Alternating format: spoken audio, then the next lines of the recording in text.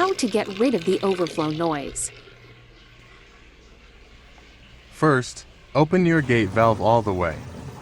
Then slowly close each gate valve, about a few centimeters every minute to a few minutes, until you get the perfect spot.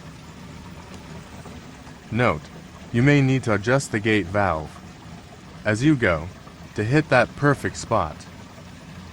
A few minutes later. A few more minutes. And finally.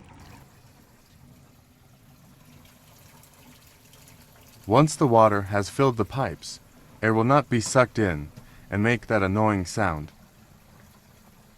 No need to adjust your return pump.